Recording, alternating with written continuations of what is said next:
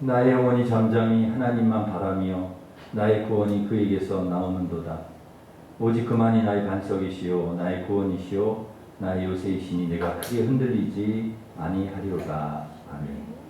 우리의 반석과 구원과 요새 되신 하나님, 예수님의 고난과 십자가를 깊이 묵상하는 사순절 두 번째 주일에 하나님을 경외하고 의지하는 백성들이 예배하기 위해 주님 앞에 나와왔습니다. 이 시간 주님께 올려드린 예배를 기쁘게 받아주시고 잠잠히 하나님을 바라는 심령마다 예비하신 말씀과 은혜와 성령으로 충만히 채워주시옵소서.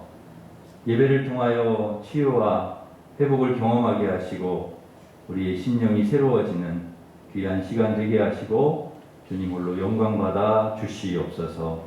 예수님의 이름으로 기원하옵나이다. 아멘. 다 같이 일어서셔서 예배하는 자 되어 찬양하겠습니다.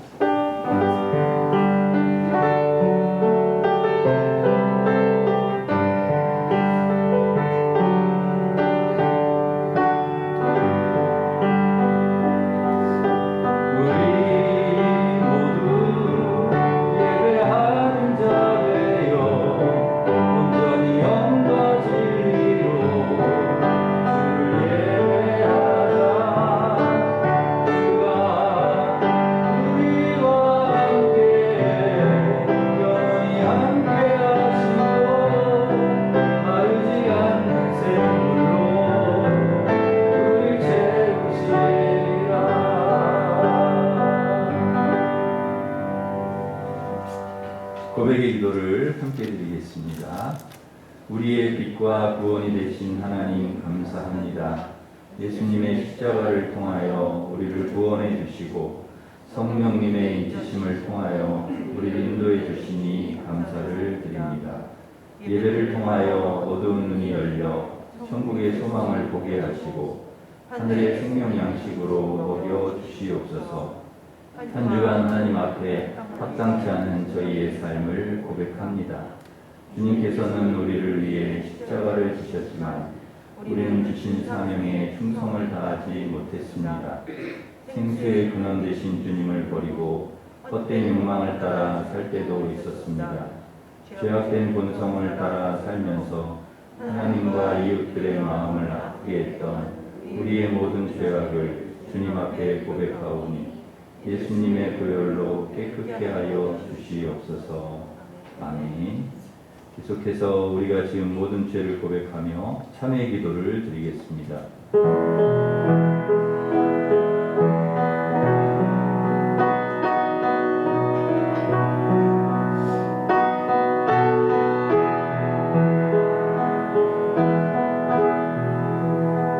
예수께서 이르시되 나도 너를 정죄하지 아니하노니 가서 다시는 죄를 범하지 말라 하시니라. 아멘. 사도신경으로 우리 신앙을 고백하겠습니다. 나는 전능하신 아버지 하나님 천지의 창조주를 믿습니다. 나는 그의 유일하신 아들 우리 주 예수 그리스도를 믿습니다. 그는 성령으로 잉태되어 동정녀 마리아에게서 나시고 본디오 빌라도에게 고난을 받아 십자가에 못 박혀 죽으시고 장사된 지 사흘 만에 죽은 자 가운데서 다시 살아나셨으며 하늘에 오르시어 전능하신 아버지 하나님 우편에 앉아 계시다가 거기로부터 살아있는 자와 죽은 자를 심판하러 오십니다. 나는 성령을 믿으며 거룩한 공교회와 성도의 구제와 죄를 용서받는 것과 몸의 부활과 영생을 믿습니다. 아멘. 자리에 앉으셔서 544장 찬송하겠습니다. 못하니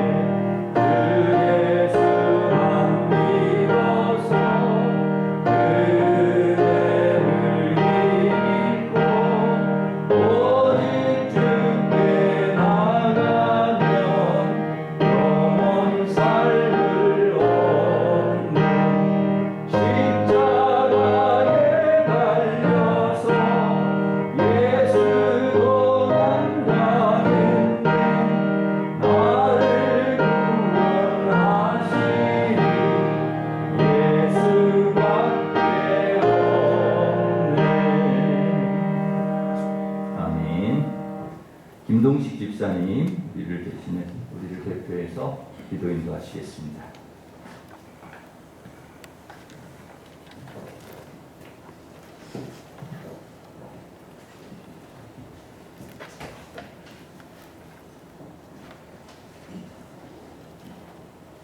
우리의 생명이시며 신실한 자들의 빛 되시는 거룩한 주 하나님, 저희에게 복된 날을 허락해 주셔서 하나님께 예배하게 하시니 감사와 찬양을 드립니다. 이 시간 구하옵기는 시작은 있었으나 끝이 없었고 구하는 것은 많았으나 감사가 없었으며 잎은 무성하나 열매가 없었던 지난날을 고백합니다. 우리 마음대로 살아온 모든 허물을 용서해 주시고 주님의 보혈로 씻어주셔서 저희들의 주님을 믿는 성도로서 본분을 다할 수 있게 귀한 믿음을 허락해 주옵소서. 사랑의 주님, 이제 이 나라를 이끌어갈 지도자를 뽑는 선거가 끝났습니다. 서로 헐뜯고 깎아내렸던 지난 시간을 잊고 공정과 정의, 통합과 화합으로 이 나라가 바로 서고 번영해 갈 수 있도록 주님 인도하여 주옵소서. 코로나19의 확산을 멈추고 종식되어 대면 예배와 일상이 회복되도록 하여 주시고 우리 국토 곳곳에서 일어나는 산불을 주님 은혜의 단비로 잠재워 주옵소서. 주 하나님 아버지, 이곳에 세우신 일신교회가 온전히 하나님의 영광을 드러내는 교회가 되게 하시고 전도 부흥하는 교회, 건강하고 행복한 교회로 이끌어 주옵소서. 오늘 또 말씀을 상고하여 모였습니다. 목사님의 설교를 들을 때 우리의 믿음으로 아멘하게 하시고 우리의 심령이 치유되고 회복되게 하옵소서. 특별히 교회를 섬기는 담임 목사님과 함께 하셔서 영육간의 강건함을 주시고 맡은 사명 당당히 튀어나갈 수 있도록 큰 은혜 내려 주옵소서. 부목사님과 전도사님들에게도 똑같은 은혜 주시고 예배를 위하여 봉사하는 손길들 위해 축복을 더하여 주옵소서. 주 예수님의 이름으로 기도드렸습니다. 아멘.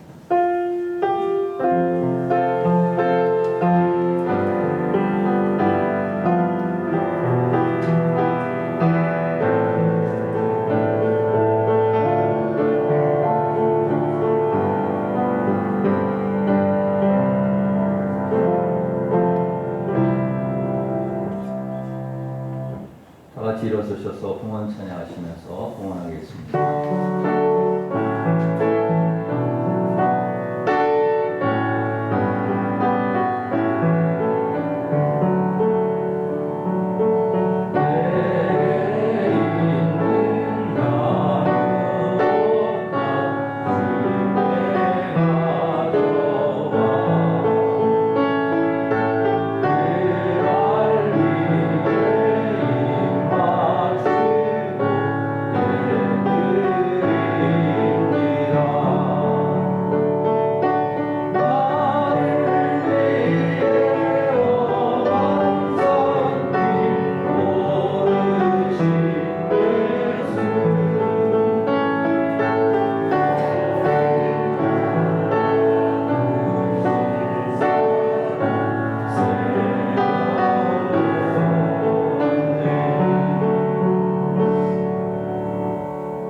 하나님 아버지, 우리에게 이 세상을 살아갈 수 있는 모든 생명과 또 시간과 물질과 모든 여건을 허락해 주심을 감사드립니다.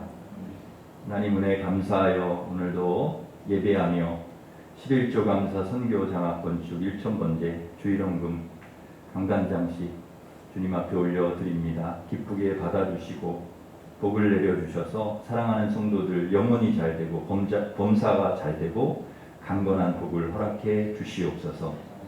귀한 헌금이 하나님 기쁘신 뜻대로 사용되게 하시고 우리 교회를 통하여 많은 영혼이 구원을 얻게 하시며 성도들 모두 믿음의 중심을 잡고 늘 승리하는 삶을 살아가게 주님 도와 주시옵소서.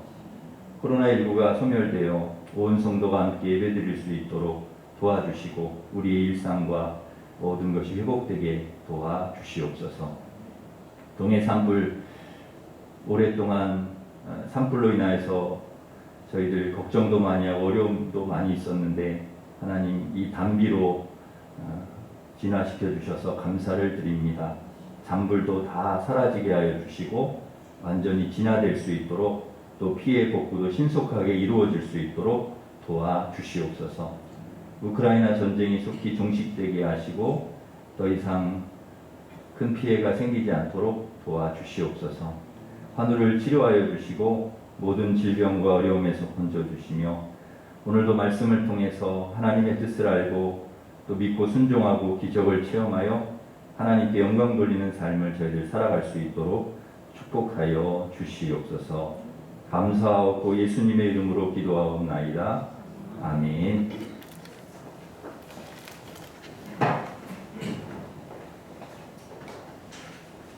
교회 소식을 전해드리겠습니다. 오늘은 사순절 두 번째 주일입니다. 부활절 전 40일 저희들이 사순절로 보내게 됩니다. 이 기간 동안에 예수님의 고난 십자가 깊이 묵상하시면서 절제, 금식, 기도, 말씀 묵상하면서 경건하게 보내시기를 바랍니다. 16일 이번 주 수요일은 연합구역 예배로 다시 구역 예배를 시작을 하도록 하겠습니다. 다음 주일 3부 예배 후에는 재직회가 있습니다. 대신방을 시작을 하게 되는데요. 가정 신방과 줌을 병행을 해서 신방을 하려고 합니다. 원하는 그 신방 방식을 선택을 해주셔서 구역장을 통해서 알려주시면 되겠습니다. 그리고 평일 저녁이나 주말에도 직장인 성도님들 받으실 수 있도록 그렇게 하겠습니다. 11구역의 지배경 집사님, 윤석자 권사님, 하나님 은혜 감사해서 강단장식 해주셨습니다. 우리 일부 예배에 나오셨는데요. 감사드립니다. 우리 박수하겠습니다. 우리 옆에 있는 분들과 서로 인사하겠습니다. 반갑습니다. 오늘도 은혜 받으시길 축복하겠습니다.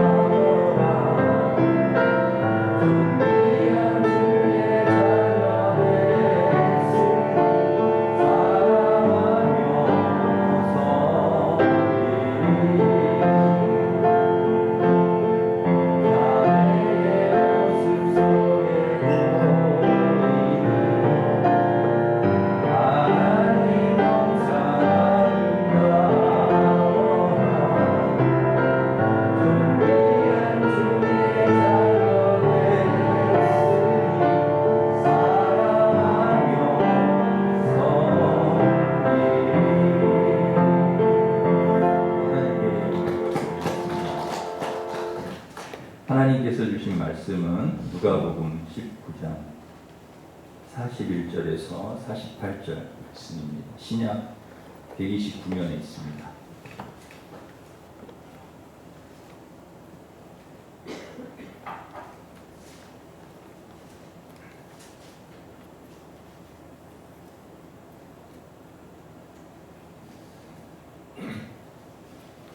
누가복음 19장 41절에서 48절까지 봉독해 드리겠습니다. 가까이 오사 성을 보시고 오시며 이르시되 너도 오늘 평화에 관한 일을 알았더라면 좋을 뻔하였거니와 지금 내 눈에 숨겨졌도다.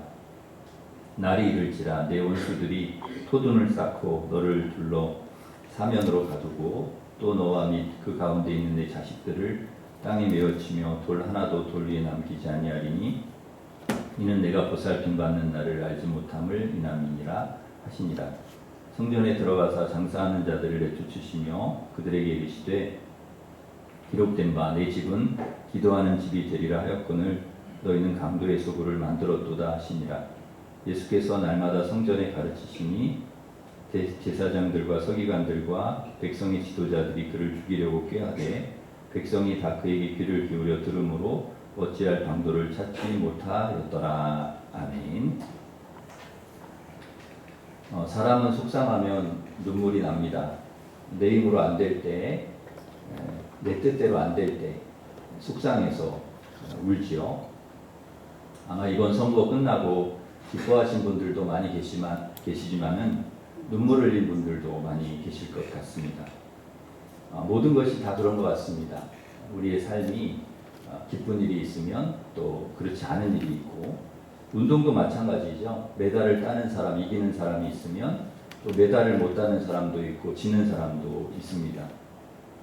메달을 따고 이기면 좋지만 또 그렇지 못한 선수들을 보면은 참 안쓰럽고 또 안타깝기도 합니다.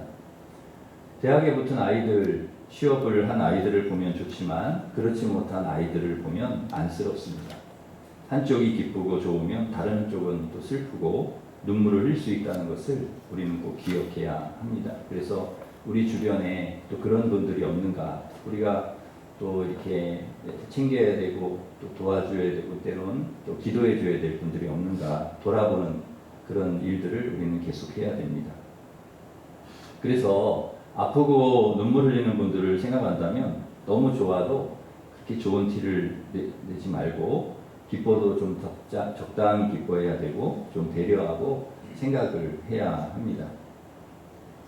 요즘은 웃을 일보다 울 일이 좀 많은 것 같습니다. 코로나 때문에 고통당하는 분들 생각하면 눈물이 나고 또 동해 산불 때문에 어려움 당하는 분들, 우크라이나 국민들을 생각하면 눈물이 납니다. 주님께서 기뻐하는 사람들과 함께 기뻐하고 우는 자들과 함께 울라고 하셨는데 지금은 우는 자들과 함께 기도하며 울어야 할 때인 것 같습니다. 그래도 한동안 울고 나면 언젠가는 또 웃을 날이 올 것이고 또 하나님께서 그런 날을 우리에게 주시리라 그렇게 믿습니다. 밤이 지나면 낮이 오고 낮이 지나면 밤이 옵니다.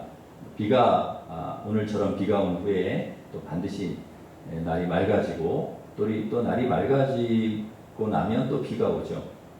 추운 겨울이 지나면 반드시 봄이 오고요. 싹이 트고 잎이 나고 꽃이 핍니다.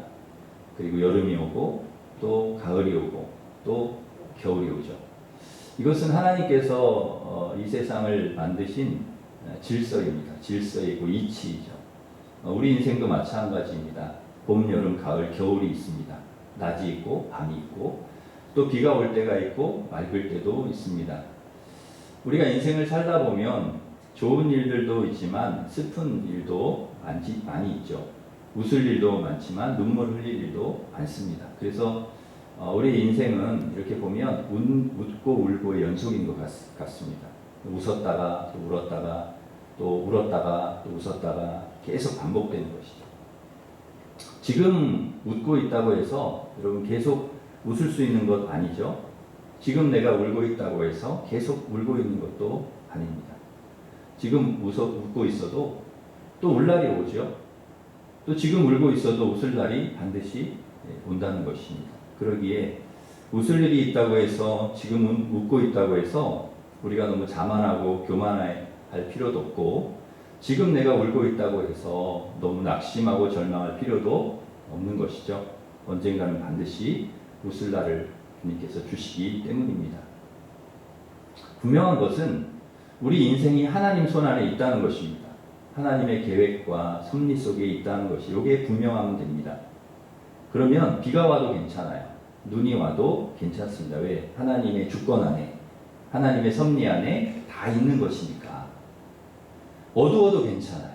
그죠? 환해도 괜찮습니다. 더워도 괜찮고 추워도 괜찮아요. 잘 돼도 안 돼도 괜찮습니다. 아파도 괜찮고 건강해도 괜찮아요. 뭐만 분명하면 내가 주님 안에 있다는 거, 내가 주님의 섭리와 계획 속에 내 인생이 들어있다는 거, 그것만 분명하면 되는 거죠. 살아도 괜찮고 죽어도 괜찮아요. 우리가 주님 안에 있기만 하면 괜찮은 거죠. 그런데 우리가 주님 안에 있지 않으면 뭘 해도 안 괜찮아요. 건강해도 잘 돼도 성공해도 그거는 괜찮은 게 아니에요. 우리가 주님과 함께하지 않으면 별로 의미가 없어요. 왜냐하면 하나님께서 그걸 인정해 주시지 않기 때문에 그래요. 그 건강, 그 성공, 그 잘 되는 걸 인정해 주시지 않아요. 그러면 그건 그렇게 오래 가지 않아요. 성공했는데 왜 불안할까요? 건강한데 왜 걱정을 할까요? 잘 되고 있는데 왜 두려울까요? 그게 보장되어 있는 성공이 아니거든요. 우리 그걸 여러분 보장하신 겁니까? 아니잖아요. 보장되어 있는 건강, 보장되어 있는 성공, 보장되어 있는 형통이 아니라는 거죠. 여러분, 나는 이거 보장되어 있는데요. 내 이 모든 것은 다 보장되어 있다. 누가 말할 수가 있습니까? 어느 누가 나의 성공과 나의 건강과 나의 형통이 보장되어 있다고 누가 당당하게 말할 수가 있습니까?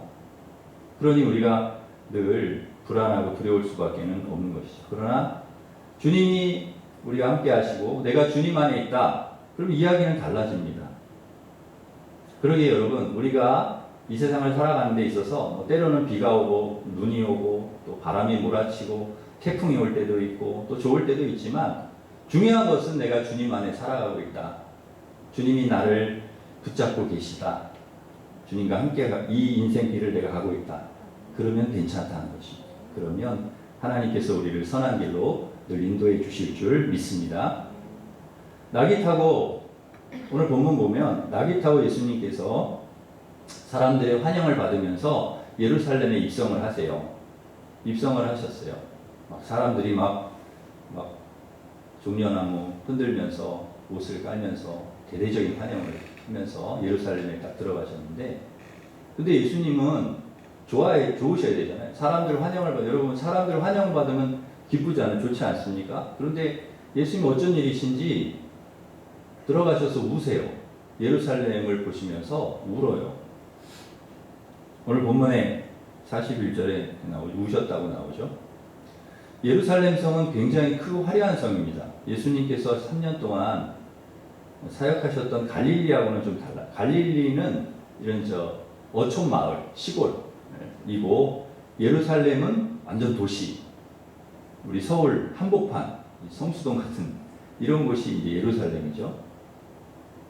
예루살렘 성전이 있고 유대 총독이 살고 있습니다. 절기 때마다 절기를 지키려고 수많은 사람들이 몰려드는 곳이죠. 그러니까 거기에는 자연스럽게 교통이 발달하고 또 상업이 발달하고 경제가 활성화되고 또 문화와 모든 종교의 중심지 역할을 이 예루살렘이 하는 거죠. 굉장히 번화한 도시이죠.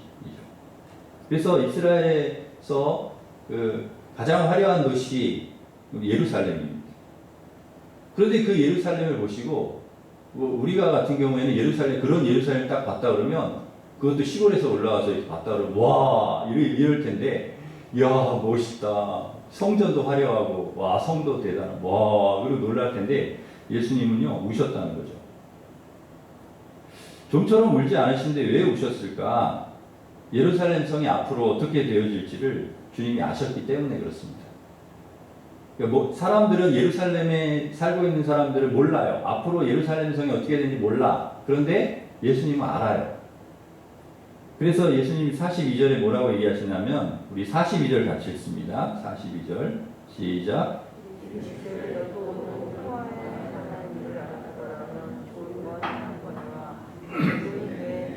숨겨졌도다. 아멘. 평화에 관한 일을 알았으면 좋았을 텐데 숨겨졌다. 몰랐다는 거죠.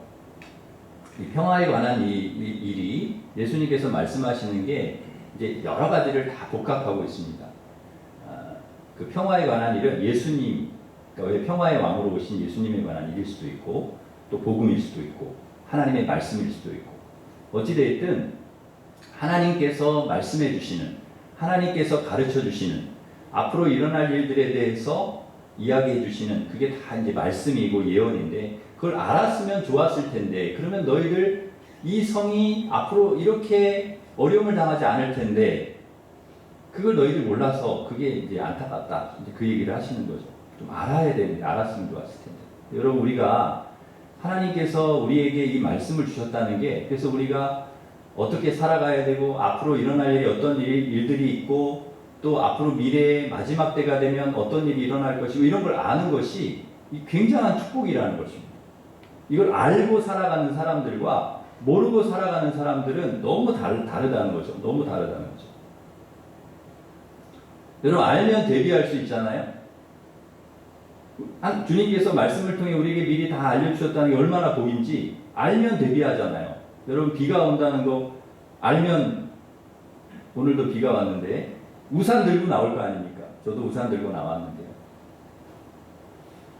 알면, 그래서 일기예보를 우리가 관심 있게 보는 이유가 뭡니까? 미리 대비할 수 있다. 춥다. 그날 너무 추워. 그러면 옷 따뜻하게 입으면 되잖아요. 여러분 적이 온다는 것을 알면은 대비하면 됩니다. 병력이나 무기를 증강하고, 주님이 오실 때가 가까이 왔다는 것을 알면 슬기로운 다섯 처녀처럼 기름을 준비하고 기다리면 됩니다. 준비하고 있으면 됩니다. 이 평화에 관한 일 주님께서 미리 다 말씀해 주셨는데, 복음을 얘기해 주시고 또 예수 그리스도를 얘기해 주시고 또 어떤 일을 하실 건지 다 알려주시고 어떻게 하면 구원을 받는지, 어떻게 하면 하나님과 평화를 할 수 있는지 다 알려주셨는데 이걸 몰랐다는 거죠. 대비도 안 하고 있었다. 그래서 예루살렘에 닥칠 그 일들을 생각하니 예수님께서 마음이 아프신 거예요. 여러분 예루살렘의 뜻은 평화의 마을이라는 뜻입니다. 평화의 마을. 그만큼 그 성도 굉장히 견고하고 그 평화롭게 사는 마을이었다는 거죠. 근데 그 평화가 깨어집니다. 어떻게 깨어집니까? 우리 43절, 44절 우리 같이 읽겠습니다. 시작.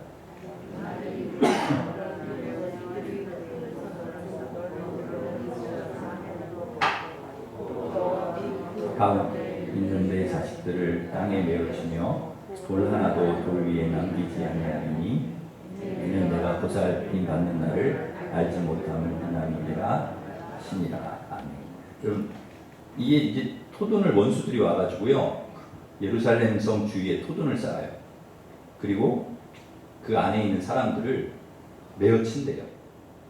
애들도 메어치고 어른도 메어치고 무시무시한 적들이 오는 거죠. 돌 하나도 돌 위에 남기지 않고 다 무너뜨리죠. 예루살렘. 그 웅장한 성, 그 아름다운 성, 그 화려한 성, 성전, 예루살렘 성전도 있는 그 성을 다 그 보살핌을 받지 못한대요. 아주 강한 원수들이 쳐들어와가지고 그렇게 한다는 거예요. 여러분 과거에 예루살렘 성이 그런 적이 있죠. 바벨론이 쳐들어와가지고 다 그렇게 그 파괴되고 바벨론으로 끌려가고 이런 일을 당한 적이 있어요. 그런데 그런 일을 또 당한다는 거예요. 또 그런 일을. 실제로 AD 70년 한 30년 후죠. 예수님께서 그렇게 예루살렘 성을 보시고 우시면서 말씀하신 그 한 30년 후에, 한 40년, 40년 후에 로마의 티투스 장군에게 예루살렘이 단 사흘 만에 완전히 점령을 당합니다. 파괴, 로마에 의해서. 이 로마 군대가 그 예루살렘 주위에 흙을 쌓고 막 그 담을 허물고 들어와가지고 예루살렘을 함락합니다. 아이들을 막 메어치고 돌 위에 남지 않고 다 허물어져요. 누구의 도움도 받지 못했습니다. 하나님께서 그 성을 구원해 주시지 않았어요. 그러니까 엄청난 일을 앞으로 겪게 된다는 거죠. 지금 우크라이나 상황을 보면 너무 비슷하다는 생각을 합니다. 이 러시아가 쳐들어와가지고 얼마나 포격을 해서 건물이 다 무너지고 수많은 사람들이 희생을 당하고 이런 상황 속에서 누구의 보살핌도 받지 못하는 그런 상황이죠. 누군가 이 러시아의 이 폭력을 막아야 되는데 막을 나라가 없어요.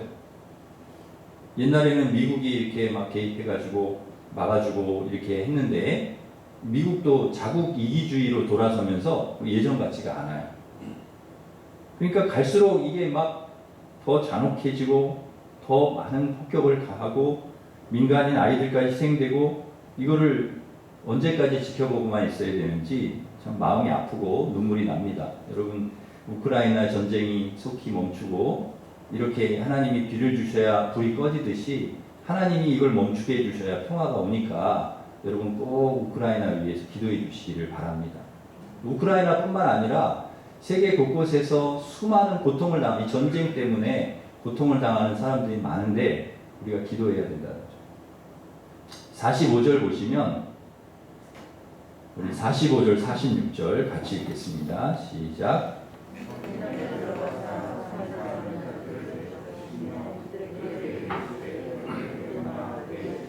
기도하는 집이 되리라 하였거늘 너희는 강도의 수구를 만들었도다 하시니라. 그러니까 책망을 하시죠. 성전은 그런 곳이 아닌데 장사를 하고 또 강도의 소굴을 만들고 기도하는 집인데, 그러니까 지금 예루살렘 성이 왜 무너질 수밖에 없었는지를 예수님께서 말씀을 하시는 거예요. 기도하는 집이고 하나님을 섬기는 집이고 예배하는 집이 거룩한 집인데 그곳에 장사꾼들이 다 들어와 점령을 하고 강도의 소굴을 만들고, 그러니 그 성이 온전하겠냐. 마가복음에 보면 예수님이 예루살렘 성전에 들어오셔가지고 그 환전하는 사람들, 비둘기 파는 사람들 다 엎어버리셨답니다. 기도하는 곳인데 장사하는 자들이 점령을 해가지고 강도의 소굴이 되었던. 그래서 사람들이 기도하러 올 수가 없는 거예요. 온전히 하나님 앞에 예배할 수가 없는 거죠. 근데 그걸 누가 다 허락해 줬냐? 그 당시에 종교 지도자들인 대제사장, 서기관, 장로들이 이걸 다 허락해 준 거예요. 결탁이 돼가지고 이 장사꾼들하고 결탁이 돼서 얼마를 받아요. 대제사장. 그거를 장사를 하게 허락해 주면서 자리세도 받고 환전세도 받고 이렇게 받아요. 그러니까 그 이득을 챙기는 거죠. 거기서 이 종교 지도자들이. 그러니 성전이 온전하겠습니까? 이에 대해서 예수님께 너무 화가 나가지고 업고 쫓아내셨다. 여러분, 모든 그 존재가 마찬가지, 모든 물건도 그렇고 존재가 다 마찬가지듯이 본래 목적이 있잖아요.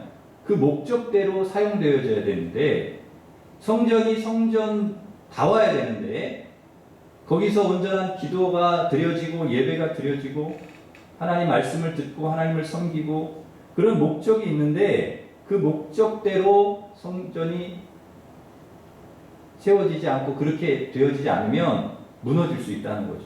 그리고 실제로 무너졌습니다. 예루살렘 성이 얼마나 견고하고 화려한지 모르는데 그것이 무너졌다는 것이죠. 여러분, 겉은 화려하고 대단한 성이지만 그 안에 평화가 없습니다. 말씀이 없어요. 기도가 없습니다. 예배가 없어요. 채워져야 될 내용이 없어요. 정말 주님께서 원하시는 그러한 성전의 본래 모습이 없어요. 잎만 무성한 열매 없는 무화과 나무 같아요. 하나님이 원하시는 성전의 모습과는 너무 거리가 멀어요.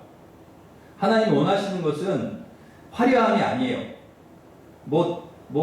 견고함이 아니에요. 무엇으로 만들어졌느냐, 금으로 만들었냐, 뭘로 만들었냐, 그거를 하나님 원하시는 게 아니에요. 정말 하나님 원하시는 것은 성전에서 너희들이 뭐하냐, 성 안에서 뭐하냐, 어떤 내용을 가지고 너희가 살아가고 있느냐. 우리에게 필요한 것은 어떤 세상적인 이력의 화려함이 아니라는 거예요. 믿음의 견고함. 내가 하나님 앞에 신실하게 믿음으로 내가 살아가고 있느냐. 여러분, 이 말씀을 우리에게 적용해 보면 우리도 성전 아니겠습니까? 고린도전서 3장 16절에 보면 너희가 하나님의 성전인 것과 하나님의 성령이 너희 안에 계시는 것을 알지 못하느냐. 우리가 성전이라는 거예요. 성령이 계시는 성전. 그럼 우리도 기도하는 집이 되어야 되고 하나님 거룩한 성전이 되어야 됩니다. 그런데 우리는 어떻습니까? 예루살렘 성전처럼 겉은 화려하고 멋있고, 그런데 우리 안에는 실제로 탐욕이나 교만이나 불이나 이런 것들이 가득하지는 않은 그런 장사꾼으로 점령당한 강도의 소굴 같지는 않은가? 우리 아니요. 그러면 우리도 무너질 수 있다는 거죠. 하나님께서 성전에 거하시지도 않고 더 이상 사용하시지 않는다는 것입니다. 그러니까 여러분, 외적인 화려함보다 더 중요한 것은 내적인 신실함, 거룩함, 하나님 앞에서 채워야 될 것들을 채워가는 것, 그리고 하나님이 기뻐하시는 원하시는 삶을 살아가는 것, 그게 더 중요하다는 거죠. 여러분, 다윗 기름 부을 때 이새의 큰아들 엘리압이 워낙 키도 크고 잘생기고 그래요. 그래서 사무엘이 착각을 합니다. 아, 하나님이 이 사람을 택하셨나 보다. 그리고는 기름 부으려고 딱 하니까 하나님이 아니라는 거예요. 이 사람이 노 하세요. 그의 겉모습, 그의 외모, 그의 큰 키, 화려함, 그거 보고 기름 붓지 말라는 거예요. 그의 중심이 나랑 안 맞는다는 거예요. 하나님이 항상 그 사람의 중심을 보시잖아요. 내가 그를 버렸다. 하나님 보시는 기준은 바로 거기에 있는 것이죠. 포장과 겉이 화려해서 뜯어보니까 내용물이 형편없어. 그런 경우 있잖아요. 포장이 막 그럴듯해. 포장은 막 화려해. 근데 뜯어보니까 내용물이 막 이상한 게 들어있어요. 예루살렘 성이 그렇다는 거예요. 겉은 화려하고 뭐 대단하고 막 그런데 그 안이 썩었다는 거예요. 썩었다는 거예요. 강도의 소굴이라는 거예요. 그래서 예수님께서 마음이 아파가지고 예루살렘 성이 이러면 안 되는데, 하나님이 택하신 백성들이 이렇게 살면 안 되는데, 성전이 이렇게 되면 안 되는데, 그러면서 막 가슴이 아파서 우셨다는 거예요. 전에 저희 딸이 온라인으로 휴대폰을, 괜찮은 휴대폰을 중고로 구입을 했는데, 택배가 왔는데 열어보니까 겉은 휴대폰 들어있는 케이스 같은데 그 안에 들어보니까 바나나하고 썩은 귤이 들어있더라고요. 그러니까 사기를 친 거지, 그 사람. 다시 찾기는 찾았어요. 돈을 받기는 받았는데. 얼마나 실망이 되는지요. 기대를 잔뜩 하고 있었는데 실망이 딸이 막 우는 거예요. 예수님께서 예루살렘 성을 보고 얼마나 기대를 하고, 그래도 하나님의 성전이 있는 곳이고 하나님 택하신 백성들이 있는 곳인데 얼마나 기대를 하고 오셨는데 실망이 되시는 거예요. 그들의 삶을 보면서 우시는 거예요. 열매 없는 잎만 무성한 무화과 나무인 거죠. 여러분, 교회가 크고 화려하고 멋있고 그게 중요한 게 아닙니다. 교회다운 교회냐, 본질에 충실한 교회냐, 정말 하나님이 기뻐하시는 그런 교회냐, 그런 성도들이냐.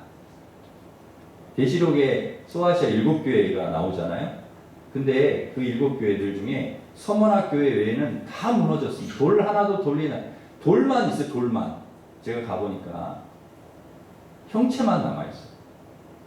사도 요한을 통해 주신 경고의 메시지를 소홀했기 때문이죠. 누가복음 23장에 보면은 예수님께서 십자가 지시고 막 가세요. 여자들이 막 따라오면서 웁니다. 예수님이 십자가 지고 막 겨우 골고다 언덕으로 막 올라가시면서 막 피를 쏟으시고 막 그런 비참한 모습으로 가시니까 여자들이 막 울어요. 그때 예수님께서 뭐라고 하시는가 하면, 나를 위해 울지 말고 너와 내 자녀를 위해 울어. 그렇게 얘기하세요. 예수님을 위해 울 필요 없다는 거예요. 어차피 예수님은 인류를 구원하기 위해서 그 길을 가셔야 돼. 그걸 위해서 오셨어요. 그래서 그 길을 가고 계신 거예요. 사명의 길을, 십자가에 가시는 거예요. 그거를 해야 구원을 이루실 수 있으니까. 그리고 부활하고 승천하실 거예요. 그러니 울지 마라. 나를 위해 울지 말아라. 정말 울어야 될 대상은 누구냐? 너와 내 자녀라는 거예요. 이제 곧 마지막 때가 오는데, 이제 곧 종말이 오는데 내 걱정 말고 너희들 걱정이나 해라. 너희들이 정말 믿음 안에서 살아가고 있는 것이, 그것이 중요하지. 성경에 보면은 좀 가장 많이 울었던 사람들이 누굽니까? 선지자예요. 선지자들 가장 많이 울었습니다. 사무엘, 엘리야, 나단, 이사야, 예레미야, 호세야 엄청 울었습니다. 다 선지자들이에요. 운 사람들. 왜 그렇게 많이 울었을까요? 하나님 택하신 백성들이 하나님의 말씀으로 살아야 되는데, 하나님의 뜻대로 살아야 되는데, 그거와 먼 삶을 사는 거예요. 그거와는 먼 삶을 사는 거예요. 하나님이 택해서 하나님의 법을 주시고 말씀을 주시고 이렇게 살아라. 그래야 복을 주시겠다. 그렇지 않으면 안 된다. 망한다. 하셨는데 그렇게 살지 않아요. 그러니까 계속 선지자를 보내시는 거예요. 그래서 말씀을 다시 주시는 거예요. 그러면 선지자의 말을 듣고 회개해야 되잖아요. 돌이켜야 되잖아. 하나님 말씀 순종하며 살아야 되잖아. 그렇게 안 하는 거예요. 그러니 누가 올 수밖에 없습니까? 선지자들이 날마다 우는 거예요. 그 이스라엘 백성들 보면서 우는 거예요. 엉엉 우는 거예요. 여러분, 선지자들은 알잖아요. 하나님의 뜻이 뭔지, 하나님의 계획이 뭔지 다 알잖아요. 하나님 뜻대로 살면 어떻게 되고, 그렇게 살지 않으면 어떻게 된다 다 알잖아요. 하나님 알려주셔서. 근데 그 하나님의 뜻과 말씀과는 너무 거리가 먼 삶을 살고 있으니까 우는 거야. 가장 외롭고 힘든 사람들이 선지자예요. 우리가 예레미야를 눈물의 선지자라고 하잖아요. 예레미야는 정말 평생을 울었던 선지자인데 많이 울었죠. 예레미야가 왜 그렇게 많이 울었습니까? 예루살렘 성이 망한다는 걸 알아요. 하나님께서 가르쳐 주셨어요. 예레미야에게. 유다 백성들이 하나님 뜻대로 살지를 않아서 바벨론을 통해 심판하시겠다. 그런데 여러분, 피해를 최소화할 수 있는 길이 있어요. 그건 뭐냐? 항복하는 일이에요. 항복. 바벨론이 쳐들어오면 항복해라. 그게 하나님의 뜻이에요. 그런데 이스라엘 백성들이 하나님의 뜻을 모르고 싸우겠다는 거예요. 바벨론 끝까지 싸우겠다는 거예요. 싸우면 엄청난 피해를 입어요. 성 안에 있는 사람들이 거의 다 죽어요. 무모한 싸움 싸우지 마라. 너희들 바벨론에 항복하고 바벨론으로 끌려가서 70년 동안 잘 거기서 있다가 오는 게 하나님의 뜻이다. 안 들어요, 그 말을. 그래서 바벨론하고 싸웁니다. 결국 이 바벨론에 함락이 되어가지고 바벨론 군대가 얼마나 화가 났는지, 오랫동안 밖에서 그 성하고 대치하고 있으니 이 군인들이 얼마나 배고프기도 하고 힘들기도 하고 화가 머리끝까지 나가지고 그 안에 성을 들어가서 다 무너뜨리고 그 안에 있는 사람을 잔혹하게 살해합니다. 망하는 과정이, 예루살렘 그 성이 망하는 과정이 얼마나 비참했는지, 왕의 두 아들이 죽고 그 왕의 두 눈이 뽑혀가지고 바벨론에 질질 끌려가요. 쇠사슬에 매여가지고. 그걸 보면서 예레미야가 하염없이 우는 거예요. 내가 그렇게 될 줄 이미 알고 있었다는 거예요. 그래서 너희들한테 얘기한 거 아니냐. 하나님의 항복하고 가는 게 하나님 뜻이라고 그렇게 얘기했지 않냐. 너무나 안타깝고 막. 저는 이 예레미야 눈물을 보면서 예루살렘 성을 바라보면서 하나님 뜻대로 살지 않아서 저렇게 예루살렘이 망하는 것을 예레미야가 보면서 가슴 아파 눈물을 흘리는 그런 모습을 보면서 예루살렘 성 앞에서 눈물을 흘리신 예수님을 보는 거죠. 그 눈물이 그 눈물이라는 거예요. 그 눈물이. 예루살렘이 바벨론에 당했던 일을 AD 70년에 로마에게 똑같이 당하는 거죠. 예수님 그걸 아시고 우시는 거예요. 막 엉엉 우시는 거예요. 여러분, 하나님도 우리에 대한 기대치가 있잖아요. 너희들 이렇게 살아야 돼. 말씀대로 살아야 돼. 근데 우리가 그렇게 살지 않을 때 하나님이 우세요. 마음이 아파가지고. 예수님 우는 것처럼. 하나님 우리를 택하신 이유가 있잖아요. 하나님 뜻이 있잖아요. 그대로 우리가 하나님 말씀 알고 평화에 관한 일을 알고 그 뜻대로 살아야 되는데 그렇지 않을 때 하나님 마음이 아파서 우신다. 그래서 그 어떤 분은 그러더라고요. 그 노아의 방주의 홍수가 하나님 눈물이라고. 너무 마음이 아파서 하나님 우셔가지고 홍수가 된 거라고. 마태복음 24장 38절 39절 말씀 우리 같이 한번 읽겠습니다. 시작. 방주에 들어가던 날까지 사람들이 먹고 마시고 장가들고 술하고 있으면서 홍수가 나서 그들을 다 안멸하기까지 깨닫지 못하였으니 인자의 마음도 이와 같으리라. 깨닫지를 못했대. 다 멸망하기까지 깨닫지를 못했대요. 그 전부 먹고 마시고 장가들고 시집가고 거기에 온 정신이 팔려서 망하는 줄도 몰라. 그리고 여전히 그냥 그렇게 사는 거예요. 그냥 세상. 정말 하나님 백성들이 하나님 말씀과 뜻대로 거룩하게 살았으면 망하지 않을 텐데, 이 성이 이렇게 무너지지 않을 텐데 안타깝고 마음 아프신 거죠. 예루살렘을 흘리시는 눈물 속에서 우리는 하나님의 백성들이 하나님 백성답게 살지 못할 때, 하나님 말씀과 거리가 먼 삶을 살 때, 성전이 성전의 기능을 하지 못할 때, 하나님의 뜻과 계획을 모르고 살 때, 마지막 때를 준비하면서 살지 않을 때 어떻게 되는가 오늘 우리에게 보여주시는 거죠. 우신다는 거예요. 우신다. 여러분, 코로나가 지금 막 이렇게 우리에게 엄청나게 와서 지금 더 막 이렇게 막 확산이 되고 있고, 또 뭐 산불 막 나서 뭐 엄청난 피해를 지금 입고 있고, 뭐 세계 곳곳에서도 뭐 엄청난 재난, 전쟁 이런 소리들이 막 들려오잖아요. 여러분, 우리 예수님께서 분명히 마지막 때에 일어날 일들, 이런 일들이 일어날 거라고 얘기하셨죠. 지금 마지막 때가 맞아요. 그러니까 우리에게 경고의 소리가 막 들려오고 있습니다. 하나님께서 끊임없이 신호를 보내세요. 지금 때가 됐다. 그런데 우리가 그걸 깨닫지 못해. 그 말씀을 하나님 주시는데도 깨닫지 못해 회개하고 돌이키지 않고 여전히 하나님 말씀과 거리가 멀은 삶을 산다면 안 된다는 거죠. 그거를 우리에게 말씀해 주십니다. 주님이 눈물 흘리시게 하면 안 된다. 여러분, 가장 못된 자식은 어떤 자식입니까? 부모님의 눈에서 눈물 나게 하는 자식. 오죽하면 여러분 부모님이 울겠어요. 그 자식 때문에 그냥 마음 아파가지고. 그리고 제일 못된 자식. 여러분, 우리가 하나님 섬기는 하나님 백성인데 하나님 자녀인데 하나님 눈에 눈물을 흘리게 해드리면 안 된다. 내용 없는 것만 화려한 성전이 아니라 입만 무성한 성전이 아니라 강도의 소굴처럼 욕심과 교만과 불의로 가득한 그러한 성전이 아니라 하나님의 말씀을 알고 깨닫고 하나님 주신 말씀 붙들고 마지막 때를 이 마지막 때를 살아가는 우리들이 깨어서 기도하고 마지막 때를 잘 준비하는 하나님 앞에 신실한 그런 우리 하나님의 사람들 거룩한 성전 되시기를 주님의 이름으로 축원합니다. 기도하겠습니다. 하나님 아버지, 주님께서 눈물을 흘리시게 만드는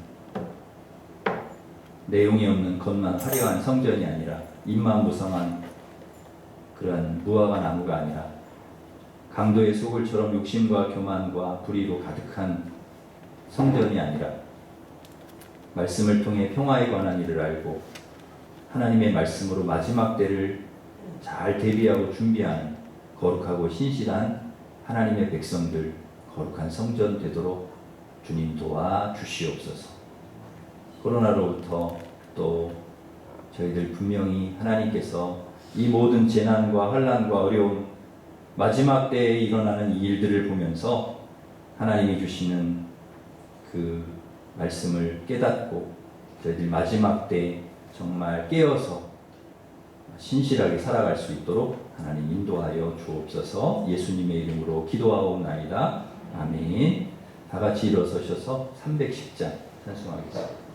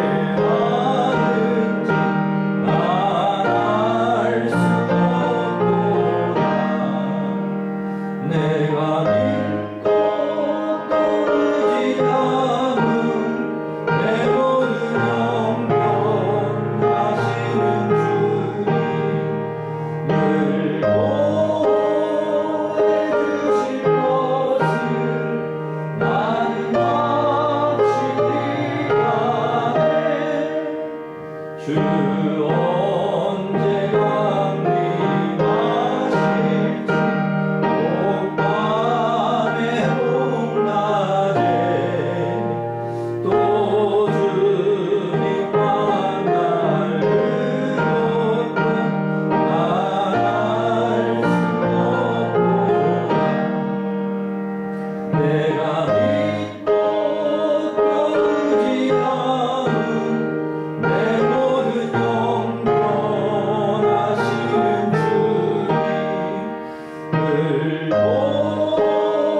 보호해주실 것을 나는 확실히 아네.